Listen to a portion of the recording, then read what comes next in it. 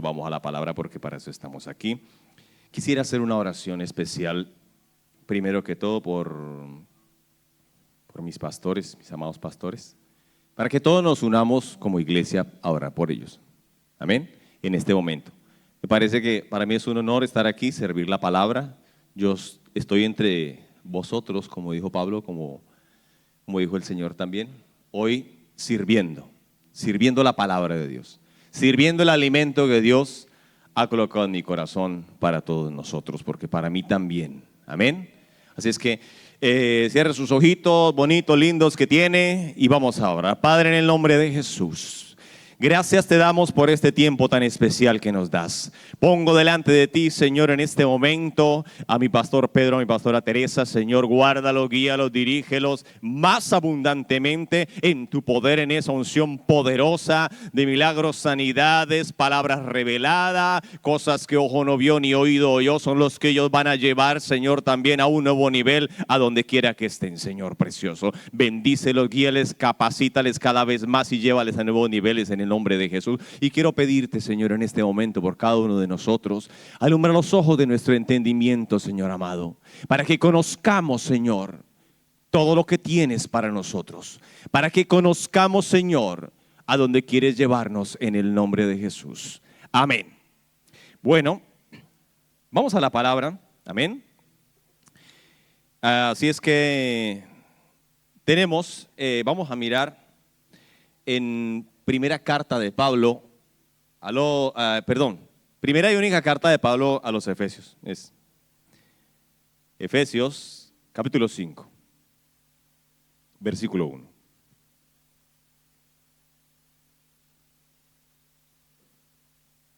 Sed pues imitadores de Dios como hijos amados.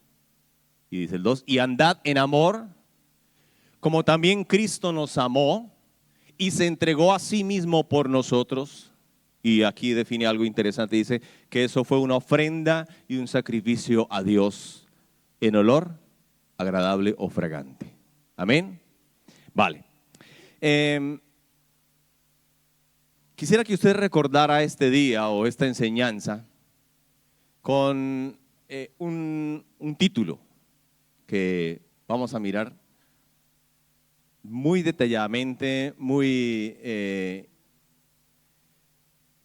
interesante. Esto dice, mimos de Dios. Mimos de Dios. ¿Saben qué es un mimo? No, en ese sentido, sí, yo sé que se me quiere decir, claro que sí. Vale. ¿Por qué me refiero a un mimo de Dios? ¿Y por qué tomamos este pasaje de Efesios 5 donde dice, sed pues imitadores de Dios? La palabra imitador, la vamos a mirar en el griego. La palabra imitador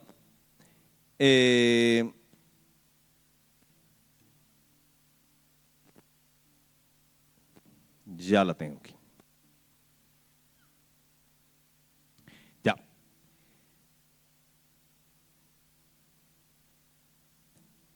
Es la palabra mimetes en griego, principalmente. ¿De dónde viene la palabra mimo? Es una palabra griega. ¿Qué significa imitar? De ahí viene la palabra mimo. Y nosotros conocemos a los mimos. ¿Sabes cuáles son los mimos? Nosotros, ¿cierto? Los que tienen una figura, la cara, el rostro blanco y no dicen nada, ¿cierto? Pero hacen diferentes expresiones corporales o faciales sin pronunciar ni una sola palabra. Aquí nos invita algo la palabra de Dios. Mire, si usted ve lo que dice, sed pues imitadores de Dios. Mimos de Dios es el título que yo le quise colocar para que usted se acordara de esta enseñanza a donde Dios nos quiere llevar. ¿Qué tanto puede ser posible imitar a Dios? ¿Qué tanto puede ser posible hacer o actuar como Él actúa? nosotros podemos decir, pero es que, o sea, Dios es Dios, vamos, o sea, Dios es Dios. ¿Cómo vamos a decir nosotros que vamos a imitar a Dios? Bueno, pero aquí nos dice algo, Dios quiere que nosotros le imitemos. Amén. Eso es lo que dice ahí, Dios quiere que nosotros le imitemos. Y hay una razón que dice ahí, que seamos imitadores de Dios como ¿qué? Como hijos amados. Porque nos da luego el ejemplo de quién lo hizo primero. ¿Quién lo hizo primero? Cristo lo hizo primero. Sed pues imitadores de Dios como hijos amados y andad en amor, así como Cristo nos amó y se entregó a sí mismo por nosotros y lo define como una ofrenda y un sacrificio a Dios en olor fragante. Ahora, vamos a entender esto desde este punto de vista. Hay algo que Dios quiere hacer con nosotros y por lo cual nos está pidiendo que le imitemos. ¿En qué sentido vamos a entender lo que Dios quiere que nosotros imitemos de Él? ¿En qué sentido o en qué área? Vamos a mirar algo que el Señor hizo. Aquí dice que lo hagamos porque Cristo como hijo también nos mostró la manera como se ofreció por nosotros. Vamos a mirar un pasaje muy interesante en Levítico capítulo 23. Bueno, aquí hace calor, no sé si será la vergüenza.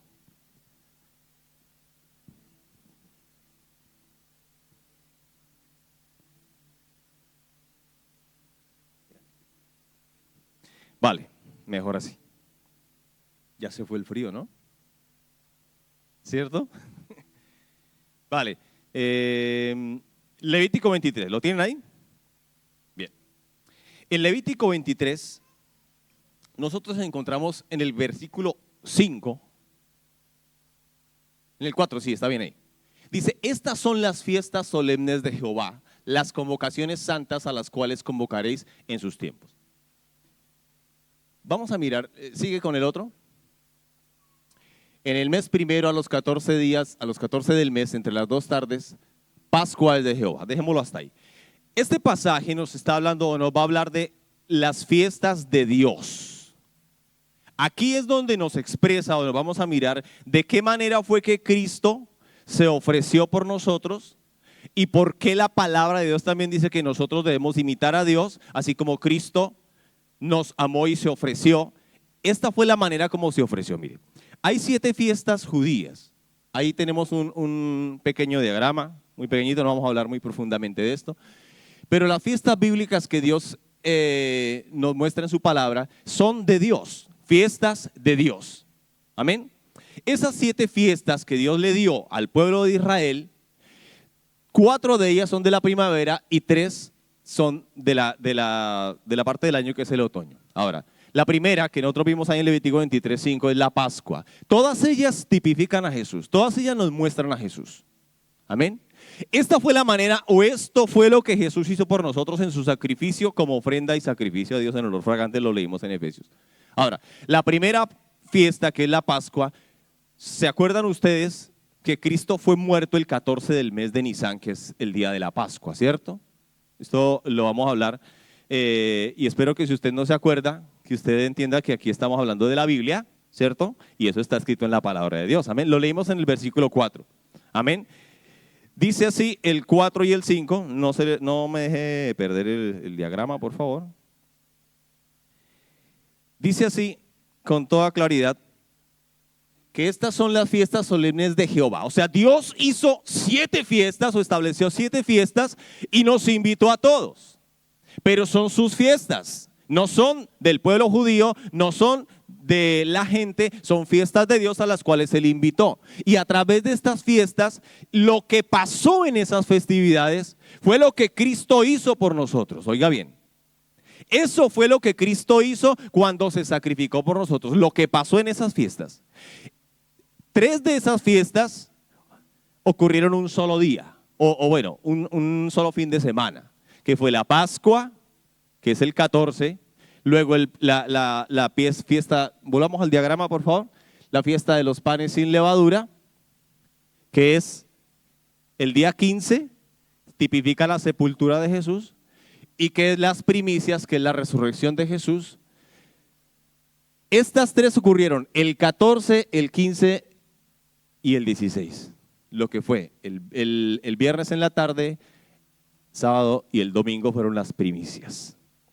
Vamos a seguir leyendo el pasaje de Levítico 23. Quiero presentarle un contexto ahí pequeñito. No vamos a profundizar demasiado en eso, obviamente. Pero dice así el versículo 5. En el mes primero a los 14 del mes, entre las 2 tardes, Pascua es de Jehová, ¿cierto? Esa fue la Pascua. Cristo murió por nosotros ese día. ¿Amén? ¿Se acuerdan ustedes? El viernes. ¿Amén? Listo. 6. Y a los 15 días del mes, o sea, al día siguiente, es la fiesta solemne de los panes sin levadura. Oiga bien, a Jehová. 7 días comeréis panes sin levadura. A partir del siguiente día empezaban 7 días de la fiesta de los panes sin levadura. ¿Qué sigue diciendo? El primer día tendréis santa convocación, ningún trabajo de siervos haréis, y ofreceréis a Jehová 7 días ofrenda encendida. El séptimo día será santa convocación, ningún trabajo de siervos haréis. Y habló Jehová a Moisés diciendo, vea lo que dice el 10. Habla a los hijos de Israel y diles, cuando hayáis entrado en la tierra que yo os doy y seguéis su mies, traeréis al sacerdote una gavilla por primicia de los primeros frutos de vuestra siega. Oiga bien, aquí el verso 10 se refiere a la fiesta de las primicias que era el día siguiente. Y es que a través de esta enseñanza, yo quisiera que el Señor comenzara a mover nuestros corazones hacia la imitación de Dios. ¿En qué sentido? Diga usted, pero es que me habla de Dios, me habla de imitar a Dios, me habla de las fiestas. Cuando yo le digo a usted acerca de lo que está escrito en la palabra de Dios, es que todo fue escrito para nuestra enseñanza. Amén. Ahora, aquí la fiesta de las primicias era muy descriptiva de la siguiente manera. Mire lo que dice el 11. Y el sacerdote mecerá la gavilla delante de Jehová para que seáis aceptos el día siguiente, el día de reposo la mecerá. Y el día que ofrezcas la gavilla, ofrecerás un cordero de 1 año sin defecto en holocausto a Jehová. Esta fiesta de las primicias se avecina para nosotros. Y dentro de algunos días, en el mes de abril, siempre el pastor nos invita a que nosotros también ofrezcamos a Dios nuestras primicias. Amén. Celebremos la fiesta de las primicias. ¿Y qué era la fiesta de las primicias? La fiesta de las primicias se hacía una vez al año. Era este día, el 16, del mes de Nisan. ¿Y qué era lo que pasaba en las primicias? Lo que pasaba era que cuando ellos cogían la cosecha, ellos recogían, como era trigo o cebada, ellos recogían algo que se llama un manojo. Entonces, lo primero que cogían, el trigo o la cebada, lo abrazaban, eso se llama un manojo o una gavilla, lo cortaban y antes de disponer, hay otra imagen, antes, por favor, donde está alguien con manojo, no, otra, la otra, no. Bueno, ahí, dejemos eso. Eso era un manojo, pues. Eso era un manojo, ¿vale? ¿Qué hacían ellos? Lo llevaban al sacerdote, ¿ya? Antes de disponer de toda la cosecha, ellos, lo primero que cogían lo llevaban al sacerdote. El primer manojo lo llevaban al sacerdote de la cosecha. Ellos lo recibían, el sacerdote, de las manos de la persona y luego lo ofrecía a Dios. De esa manera. Se llamaba una ofrenda mecida. Mire lo que dice el 13. Su ofrenda será 2 décimas de efa de flor de harina amasada con aceite, ofrenda encendida a Jehová.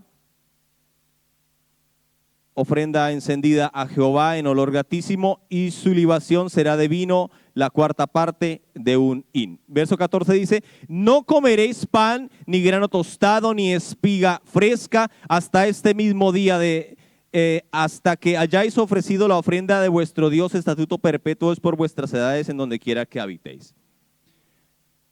El día de las primicias era el día que llevaban lo primero que cosechaban, el primer manojo, y lo entregaban al sacerdote antes, como dice ahí, de disponer de los demás. Y Dios dice aquí que eso es un estatuto perpetuo, es decir, alguien dirá, no, pero eso era para los judíos y para nosotros ya no.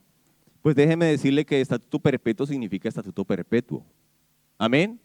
Y que por vuestras generaciones significa por siempre. Por siempre, por vuestras generaciones.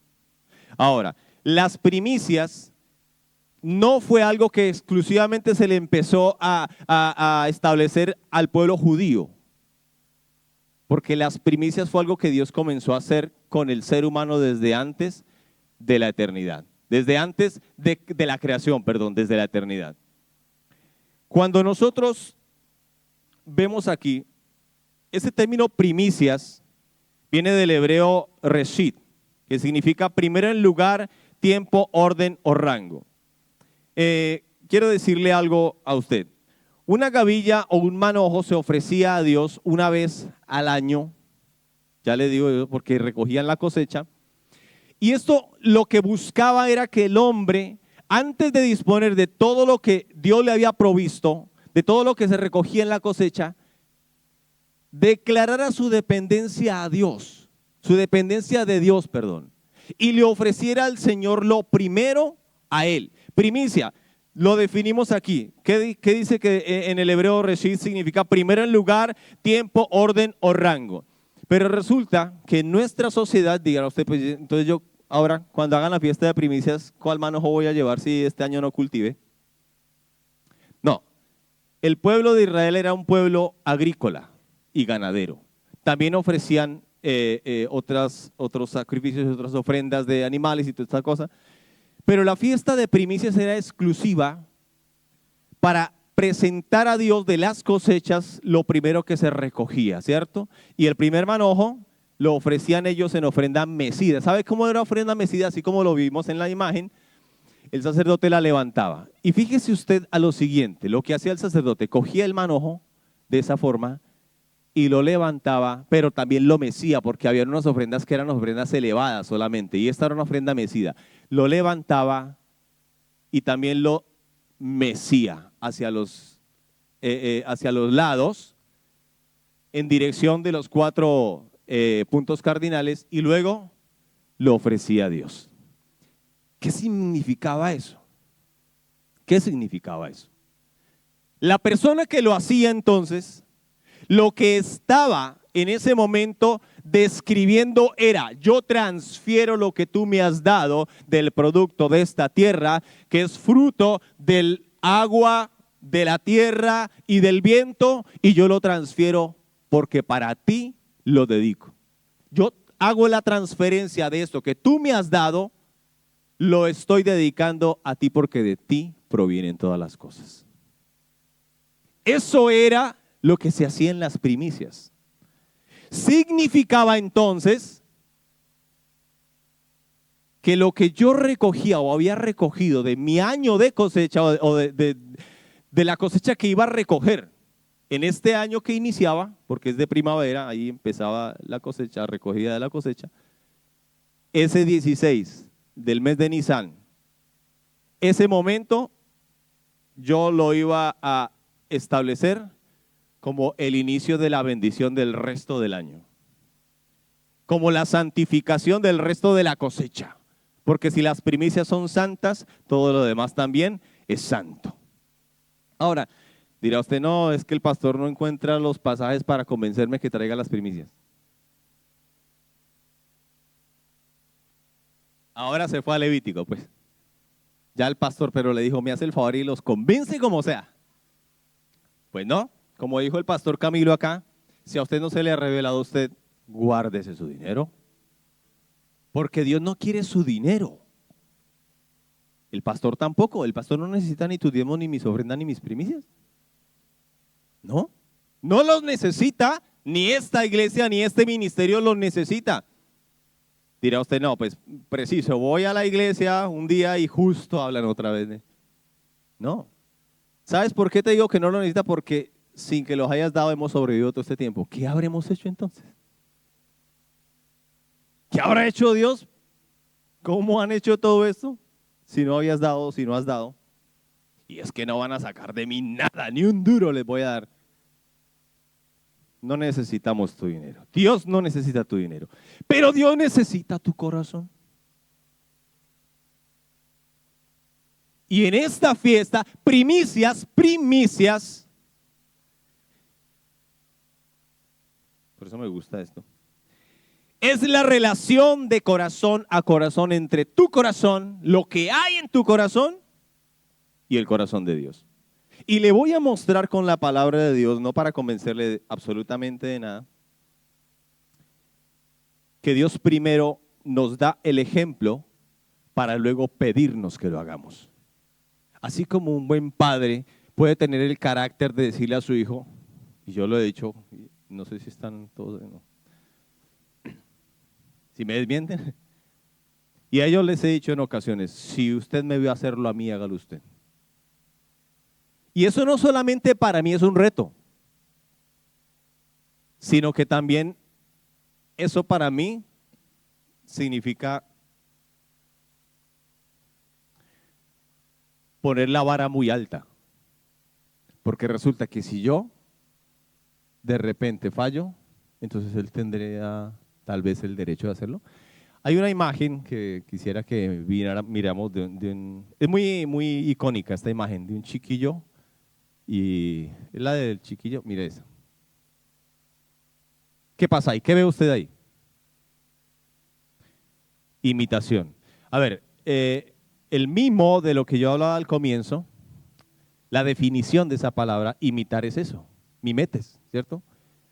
Hacer o imitar un acto singular o a semejanza de algo. Eso es lo que, googleelo, ¿verdad? ¿Qué significa imitar eso? Seguir o hacer lo mismo que hace otra persona. Seguir a hacer algo a semejanza de otra cosa o acto. ¿Qué es lo que está haciendo, lo que estuvo haciendo ahí el niño con estos hombres allí? A Einstein le preguntaron si él pensaba que el ejemplo era una buena manera de enseñanza.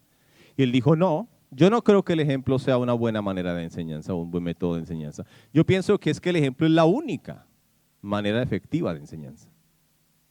Y cuando nosotros vemos que Dios nos dice, sed pues imitadores de Dios como hijos amados, y vemos estos ejemplos, es una imagen muy icónica, ¿no? Nosotros estamos viendo que Dios quiere que nosotros participemos de su fiesta.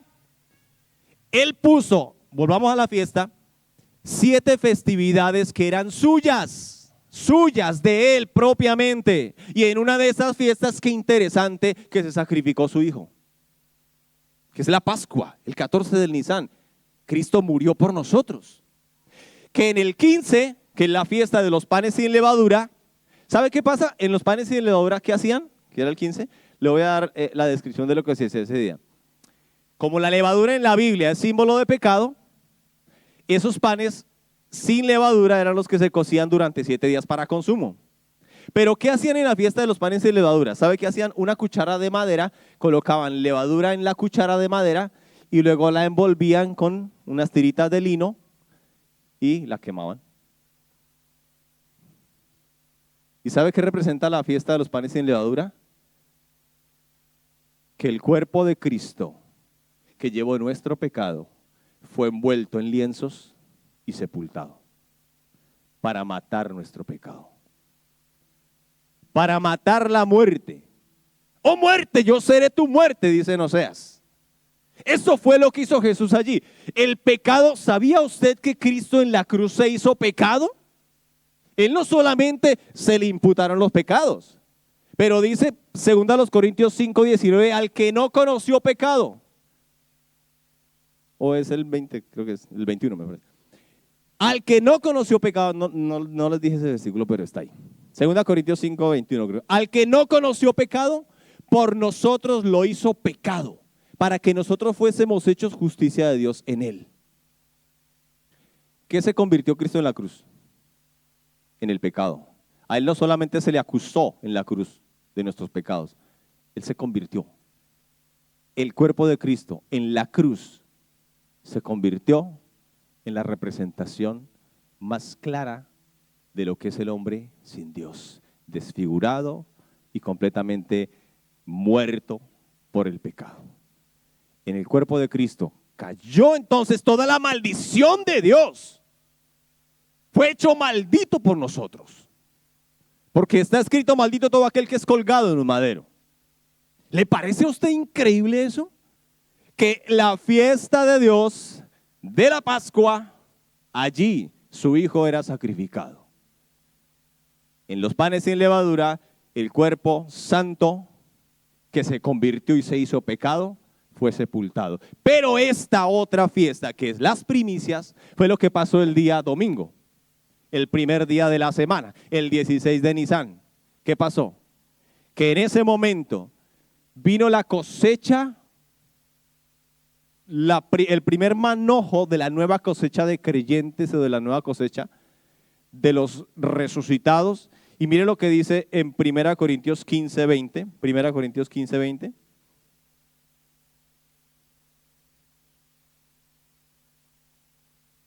¿Ya lo tiene? Mas ahora Cristo ha resucitado de los muertos, primicia de los que durmieron es hecho. Quiero invitarle a que veamos una cosa, antes de profundizar un poquito allí. Vamos al diagrama otra vez, por favor. Estas 4 fiestas son las que ya están cumplidas. Fueron las de primavera. Entre Pentecostés y primicias hubo un espacio grande. Es decir, Cristo murió en la Pascua, ¿cierto? En primicias resucitó. Pero de aquí, de la Pascua a Pentecostés hay 50 días. Es la fiesta de las semanas, se llama Pentecostés, la fiesta de las semanas, que es la venida del Espíritu Santo. Hechos 2:1 dice: cuando llegó el día de Pentecostés estaban todos unánimes juntos, y de repente vino del cielo un estruendo recio como que azotó toda la cosa, ¿cierto? Y fueron todos llenos del Espíritu Santo. Estas otras 3 fiestas son las de otoño, están por cumplirse. Amén. Son las trompetas, que es el rapto de la iglesia. Cuando usted escuche una trompeta, preocúpese, ¿no? O no preocúpese, o no, ya que, mejor dicho, lo que fue, hermano.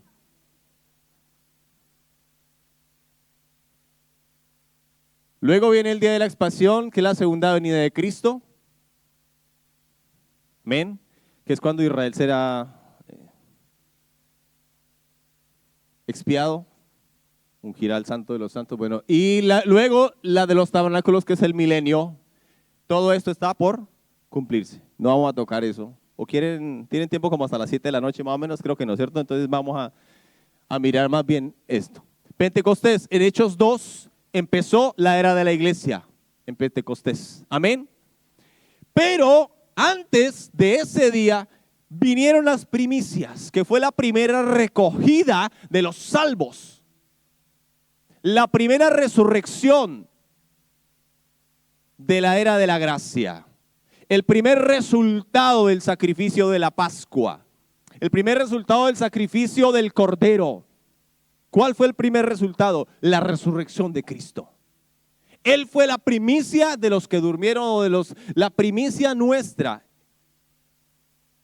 Él fue, oiga bien esto, la Biblia dice con toda claridad. Veamos también este pasaje, Mateo 27:52.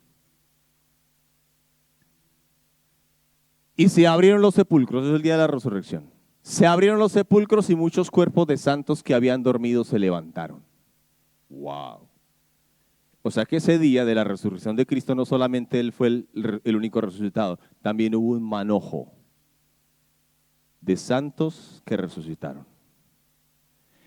Y saben ustedes que Cristo es nuestro sumo sacerdote de los bienes venideros, ¿cierto? Ahora Cristo recibió, siendo sumo sacerdote, cogiendo el manojo, lo lleva a su Padre, llevando las primicias de la cosecha de los redimidos. El resultado de su sacrificio y de la aflicción de su alma. El resultado de su muerte en la cruz. El resultado de ser molido en Getsemaní. El resultado de su llanto, de su lloro y de su dolor, de la aflicción de su alma. Dice Isaías 53, verá el fruto de la aflicción de su alma y quedará satisfecho. Ese día el sumo sacerdote, siendo Cristo mismo, miremos lo que dice en San Juan capítulo 20. San Juan, capítulo 20.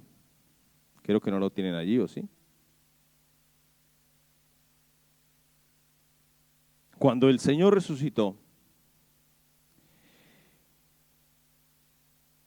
dice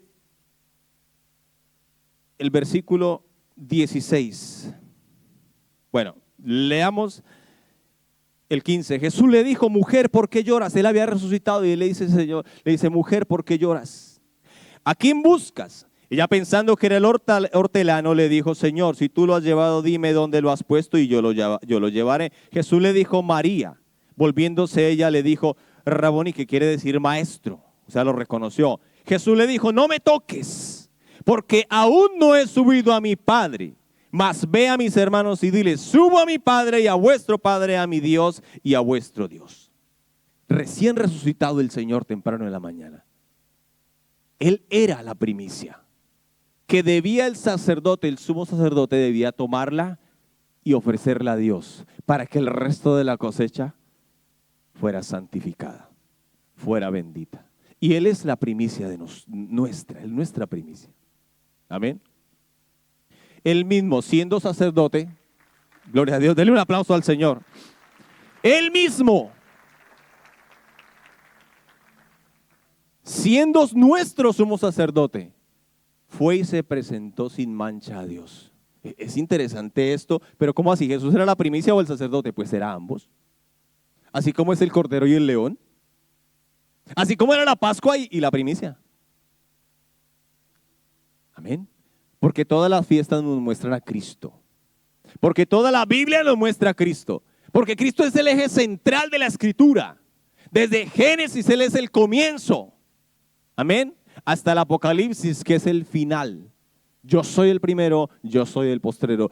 Toda la Escritura nos habla de Cristo. Todo el tabernáculo nos habla de Cristo. Todo el templo nos habla de Cristo. Todas las ofrendas, todo el Levítico, toda la simbología del Antiguo Testamento nos apunta a Cristo. Todo era sombra. Él es la esencia. Él es lo importante. Amén. Todo ese simbolismo. Él es siendo el sumo sacerdote. Sin mancha se ofreció. Así mismo se presentó ante Dios por nuestros pecados. Ahora Él llevó las primicias, el manojo de los resucitados juntamente con Él, subió y se presentó delante de Dios. ¿Y qué pasó luego? Volviendo a la fiesta, antes, al diagrama, por favor. En Pentecostés, ¿qué pasaba? Pentecostés, 50 días después de la Pascua. Recuerden que lo que habíamos dicho era que recojan primero los manojos, no coman nada de eso hasta que no lo ofrezcan. Pero luego que lo ofrecían, mire lo que dice en Levítico, volviendo a Levítico 23, en el versículo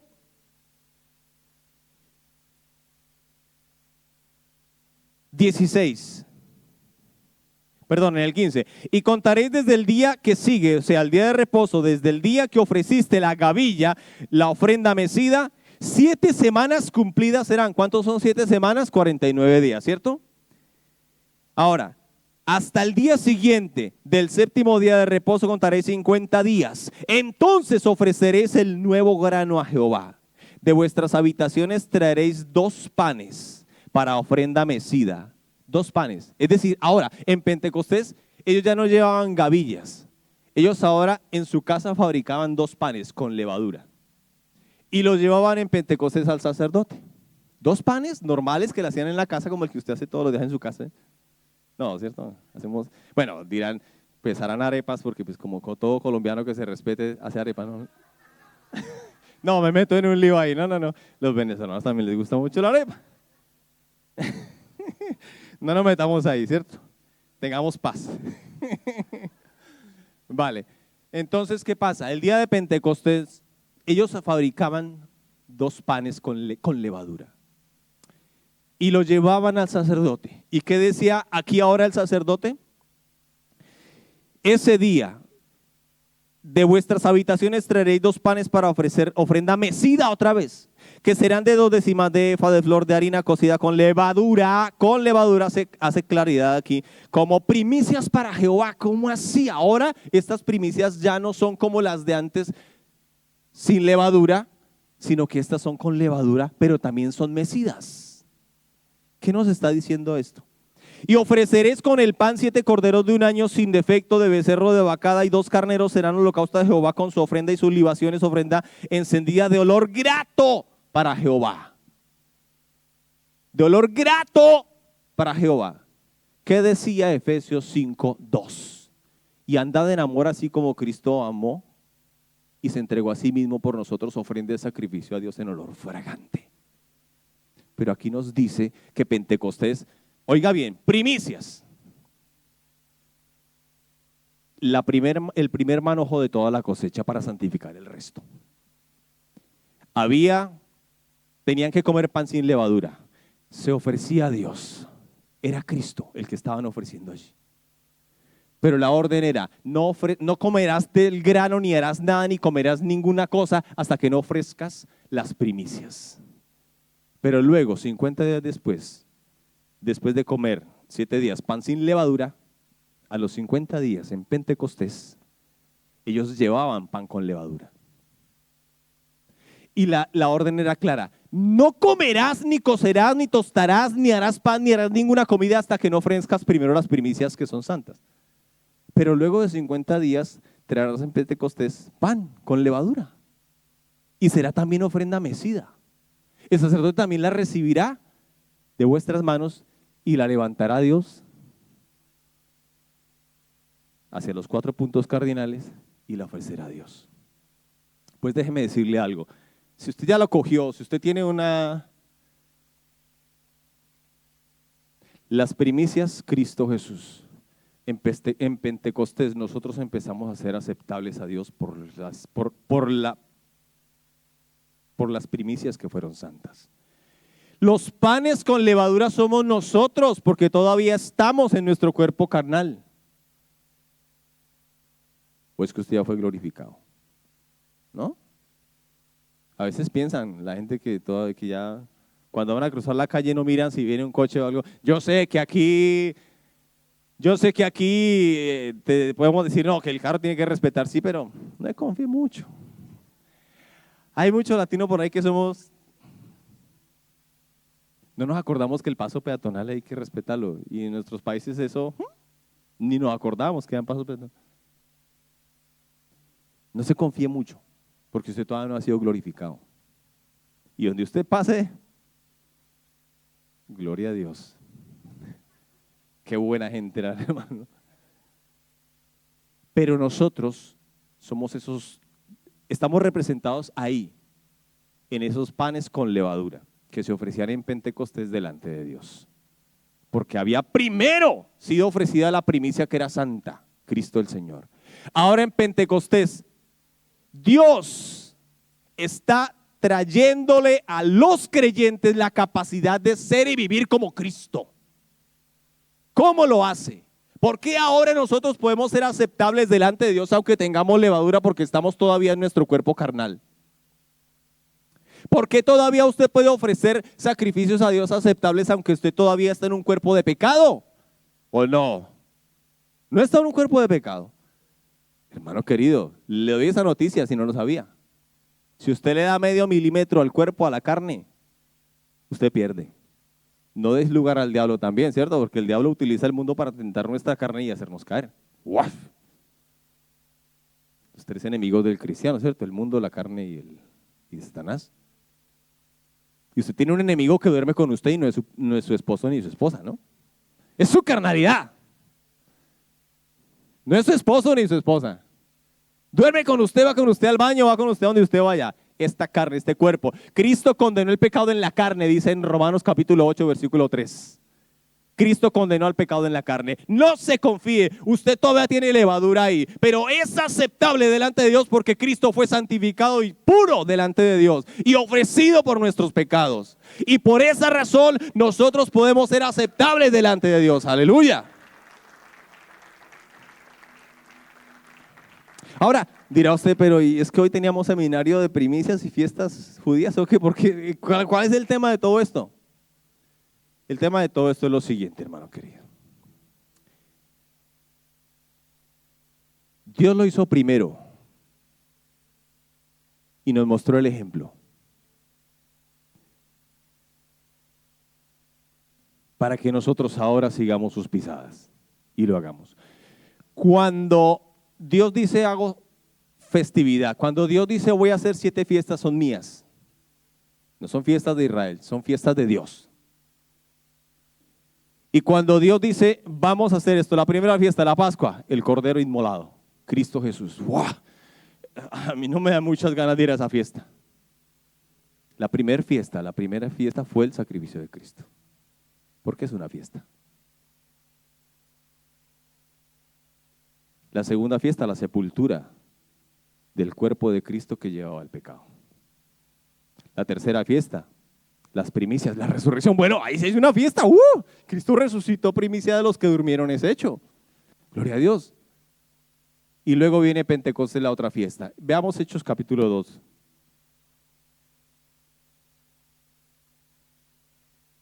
Porque quiero invitarle a que a partir de ese momento usted tenga un corazón abierto,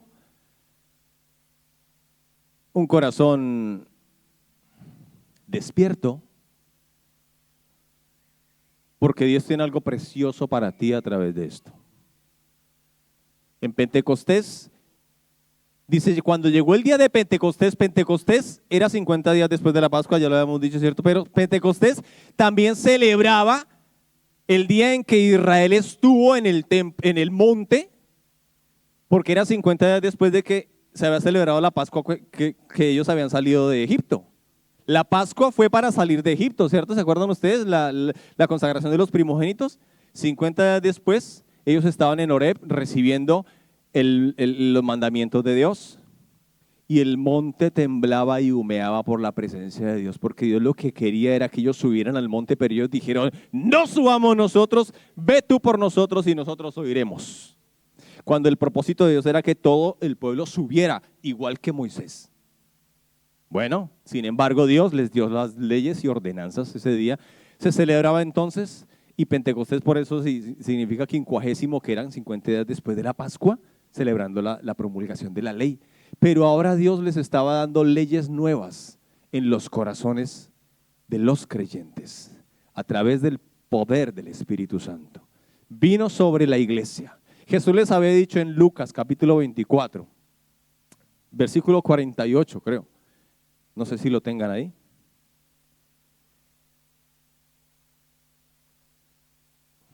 Entonces es antes. Yo enviaré la promesa del Padre, dice ahí. Oiga bien lo que Jesús iba a hacer. Mire lo que Jesús iba a hacer. En primicias Él resucitó. Le dijo a María, no me toques, todavía estoy santificado, tengo que subir esta primicia con el manojo al Padre. Luego Él pasó 40 días con ellos aquí. Y el día en que ascendió a los cielos le dijo, no se muevan de Jerusalén. Necesito que estén aquí porque en pocos días, no muchos días, vendrá. He aquí yo enviaré la promesa de mi Padre sobre vosotros, pero quedaos vosotros en la ciudad de Jerusalén, porque en día de Pentecostés, aunque les dijo aquí hasta que seáis investidos de poder desde lo alto, fue el día en que vino el Espíritu Santo sobre la iglesia. Y le voy a decir una cosa, el Señor no les dijo cuál día iban a llegar, pero Él ya lo sabía, porque su palabra se tiene que cumplir tal cual como está escrita. Y todas las festividades se cumplieron puntualmente, tal cual igual está el día de Pentecostés. Pero el día de Pentecostés, Dios hizo algo interesante, según Romanos capítulo 8, mire lo que dice el versículo, Romanos capítulo 8, el versículo 23. Dios le dio a sus hijos algo el día de Pentecostés. No solo ella, sino que también nosotros mismos que tenemos las primicias del Espíritu, nosotros también gemimos dentro de nosotros mismos esperando la adopción, que es la redención del cuerpo. El día de Pentecostés, ahora vinieron las primicias del Espíritu sobre la iglesia. Para que con las primicias del Espíritu andemos como Él quiere que nosotros andemos en el mundo. Mire, hermano querido, yo le voy a decir alguna cosa aquí. Dios dio la primicia al mundo antes de la fundación del mundo. De tal manera amó Dios al mundo que dio a su Hijo unigénito. En 1 de Pedro 1:18 o 19 y 20, dice que nosotros fuimos rescatados de vuestra manera de vivir, no con cosas corruptibles como oro o plata, sino con la sangre preciosa de Cristo, como cordero sin mancha y sin contaminación. Y luego dice aquí, ya destinado desde antes de la fundación del mundo. Dios ya había dado su primicia primero antes que nosotros siquiera hubiéramos nacido.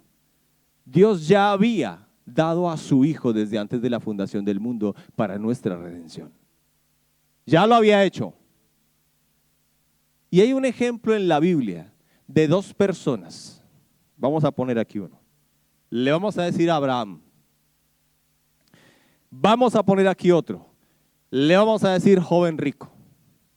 A estas dos personas Dios, como dijo el pastor Camilo, los probó. Abraham le dijo, allá en Génesis capítulo 22, oye Abraham, dice, aconteció después de estas cosas que probó Dios a Abraham y le dijo a Abraham y él respondió, heme aquí. Y mire lo que dice, y dijo, toma ahora tu hijo, oiga bien, tu único, Isaac, a quien amas, y vete a la tierra de Moría y ofrécelo en holocausto sobre uno de los montes que yo te diré. Dios le está pidiendo las primicias a Abraham. La primicia era lo que más valía en el corazón de Abraham. Ahora, ¿qué hizo Abraham? Todos sabemos la historia, la mayoría, ¿cierto? Abraham dice que levantándose muy de mañana, aun siendo muy oscuro, él enalbardó su asno y ¡fum!, se fue con sus dos siervos, con Isaac, y se fue hacia el monte de Moría. Y pasados 3 días llegó allá. ¿Usted imagina los 3 días más tremendos de Abraham? No sé, pero yo por un hijo, santo Dios. Pero él no lo pensó. Dice la Biblia que el ángel tuvo que prácticamente, yo no sé, pero cuando la Biblia enfatiza en algo, enfatiza porque es tremendo.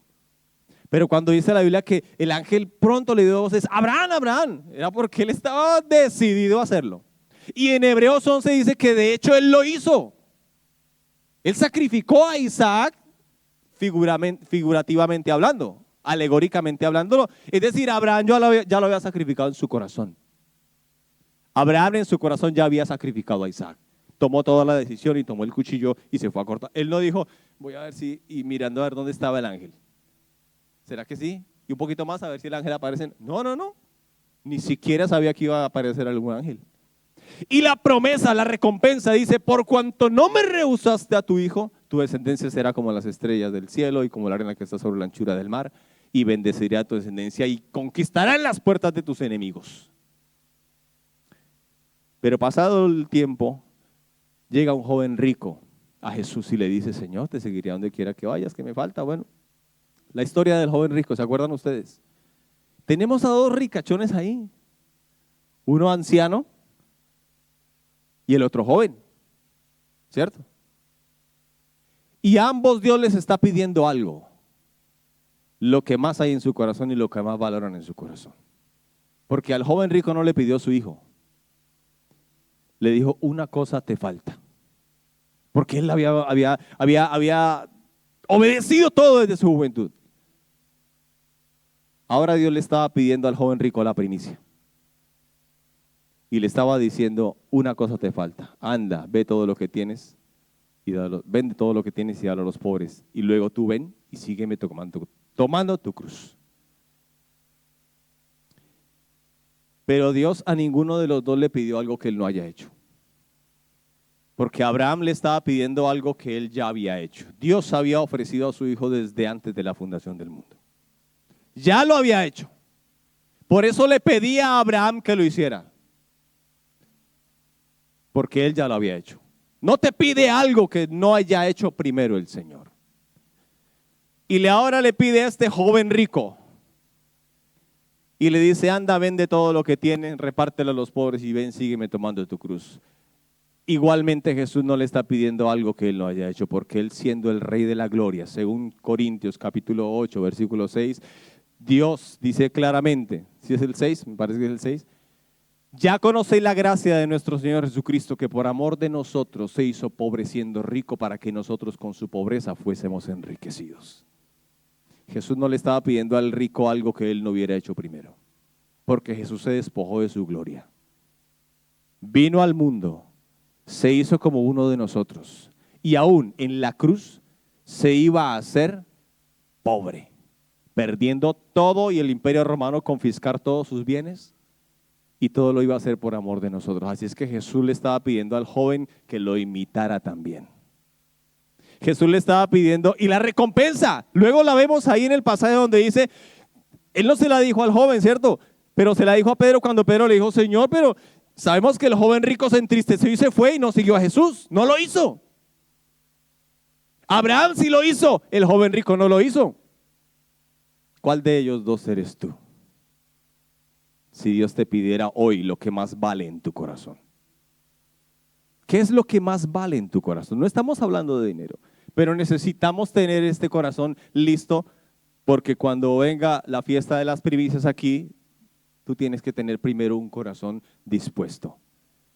Dios no necesita, vuelvo a repetir esto y lo ha dicho el pastor Pedro aquí muchas veces, lo han dicho los pastores que todos los de las ofrendas, todo el mundo, no necesitamos tu dinero, no necesitamos tu dinero, no necesitamos nada de eso. Pero Dios tanto a Abraham como al joven rico le estaba pidiendo su corazón.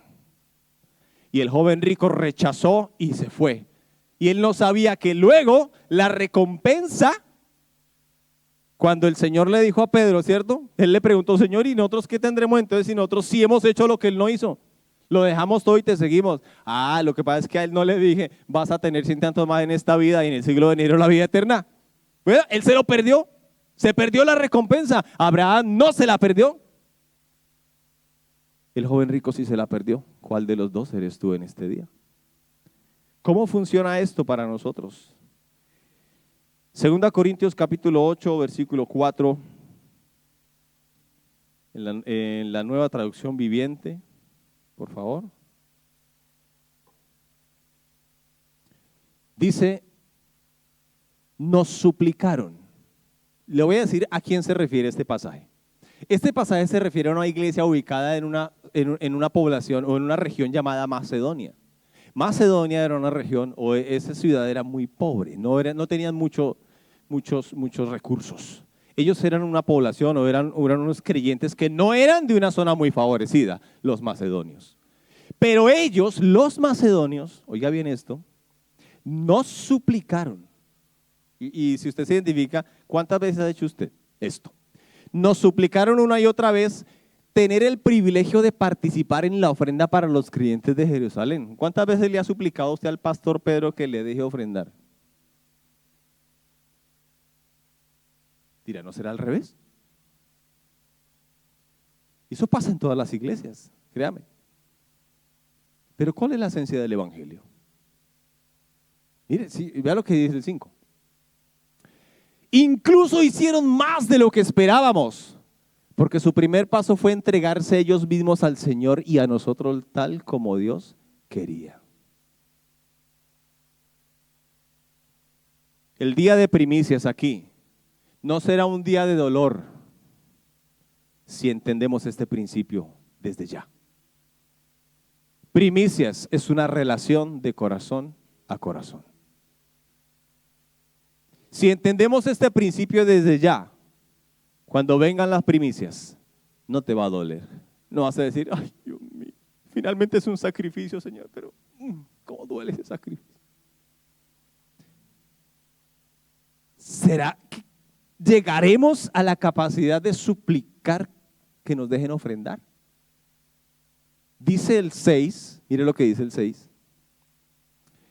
Así que le hemos pedido a Tito, quien nos alentó a que comenzara a dar, que regrese a ustedes y los anime para completar este ministerio de ofrendar.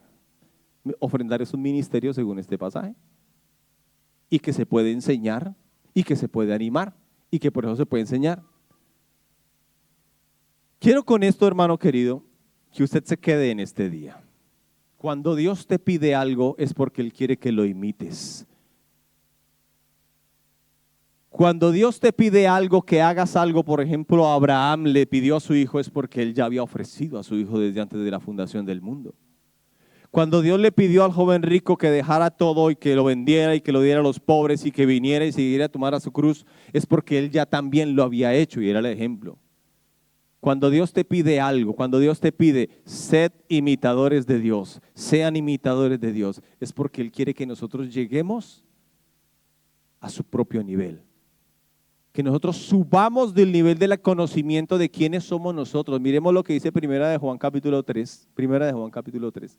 ¿Por qué Dios nos está pidiendo a nosotros que hagamos algo? Porque Él quiere que nosotros subamos y nos identifiquemos con su propia naturaleza, con su propia divinidad, con su propia esencia. Somos hijos de Dios. Como hijos debemos imitarlo.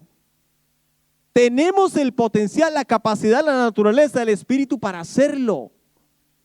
Miren con cuánto amor nos ama nuestro Padre que nos llama a sus hijos, y esto es lo que somos. Pero la gente de este mundo no reconoce que somos hijos de Dios porque no lo conocen a Él. ¿Y el otro qué dice? ¿Qué dice?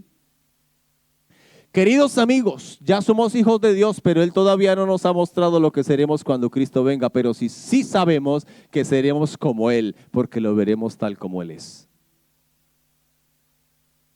Hermano querido y amado, hoy el Señor quiere que tú cambies esa mentalidad de que Dios está arriba en el cielo, lejos de nosotros, y algún día nosotros lograremos obtener su misericordia y por fin Dios nos bendecirá y nos dará riquezas y nos irá bien. Pero esa mentalidad no es la que Dios quiere que tengamos. ¿Sabe por qué? Porque nosotros somos hijos de Dios y sí, hijos herederos de Dios. Coherederos con Cristo, y quiere que le imitemos y que sigamos sus pasos para que disfrutemos de su bendición. Jesús dijo: yo he venido para que tengan vida y la tengan en abundancia. Tú te mereces la prosperidad y tú te mereces la bendición abundante, porque tú no te la mereces por tus méritos, sino porque entregaste tu vida y tu corazón al Señor y eres parte de la cosecha. La primicia fue santa y se ofreció santa, pero tú y yo lo hacemos por sus méritos. Pero ahora somos hijos de Dios. Ahora nosotros tenemos el derecho de la nevera abierta, ¿cierto? De abrir la nevera, como el hijo que llega a la casa. Llega a la casa, ¡pum!, abre la nevera y mira a ver ¿qué hay? Y luego pregunta si quiere. Y si no, después llega la mamá, el papá y dice: ¿y qué pasó aquí? ¿Quién se comió esto que era para su papá? ¿O quién se comió esto que era? No, pues él llegó y no preguntó porque es su derecho como hijo. Amén.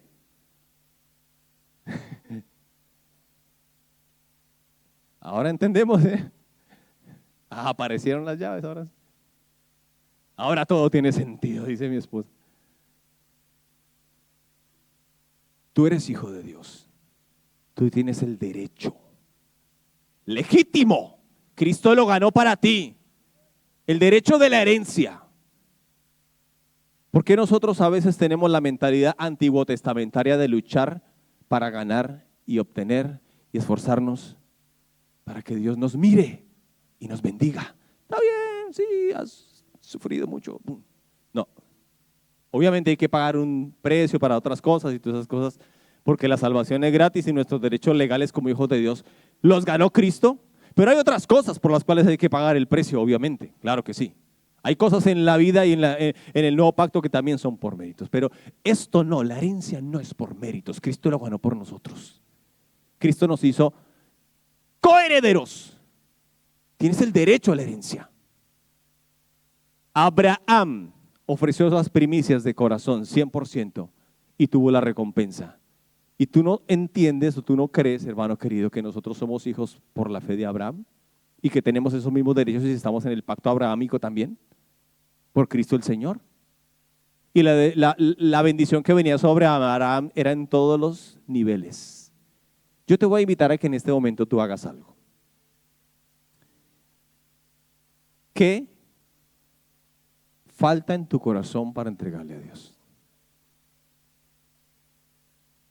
¿Qué es lo que te hace falta entregarle a Dios en tu corazón? No estamos hablando de dinero. Pero si tú te entregas primero al Señor, como dice en Corintios, luego el Espíritu te impulsará a dar lo que tú puedas ser guiado por el Espíritu de Dios, porque tú no tienes que dar nada con tristeza, ni por necesidad, porque Dios ama al dador alegre y porque las primicias son un reflejo del corazón de Dios para el hombre. Dios las dio primero y quiere que tú le imites y yo le imitemos. ¿Qué es lo que falta en tu corazón entregar? ¿Será tal vez tus hijos? No, es que por mis hijos yo hago lo que sea. ¿No será que Dios quiere que tú entregues a tus hijos? No es sacrificio, ojo, tenga cuidado. No estoy mandando nada de eso, ¿no? Porque estoy seguro que el ángel no va a aparecer por ahí. Pasó una vez con Abraham como ejemplo para nosotros. ¿Qué es? ¿Qué es? Abel ofreció sus bienes, por ejemplo, en primicias. Abraham ofreció familia en primicias. David ofreció emociones cuando lo estaba siendo perseguido y se las presentó a Dios en primicias. Todas ellas traen recompensa porque la masa restante o el resto de la cosecha será bendición.